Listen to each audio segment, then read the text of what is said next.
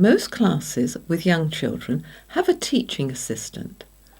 This means that the assistant would be available to give the intervention activities, and most teaching assistants are very capable and extremely good at the task. Alternatively, sometimes the teacher could take the group and the assistant helps the other children with their tasks. Now, whether there is a teaching assistant or not, the children at risk need the extra help. Somehow adjustments have to be made, such as reducing the teaching to only 3 letter sounds a week, with extra revision for the whole class. I think it is better to keep the fast pace of a new letter sound every day and support the slow to start children.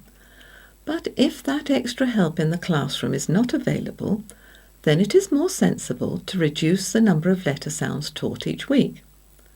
It does mean that it takes longer before the children are ready to start taking home decodable books to read to their parents or guardians. But that is a small price to pay for ensuring more effectiveness for all.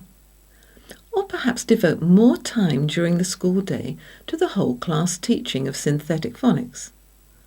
Or the teacher takes the slow to start group while the rest of the class do activities on their own, which is not easy when there is only one person in the classroom. Another adjustment could be to encourage parental help at home and in the classroom. Or ask a child who finds the skills easy to help a child who needs extra support. Or even employ a specialist to provide this support. Now, situations around the world will vary enormously. It is a matter of adjusting to the differing circumstances. In the end, if all the children are going to succeed, then that body of knowledge and skills has to be taught and mastered. And ideally, each intervention session should concentrate only on the essential decoding and encoding skills, namely the letter sounds, learning and forming them correctly, blending, that is, auditory blending and word blending, segmenting, which is identifying the sounds in words, holding up a finger for each sound, and word building, dictating letter sounds and words, and lastly, tricky words, learning to read and spell them. Some people might wonder why comprehension is not part of the intervention.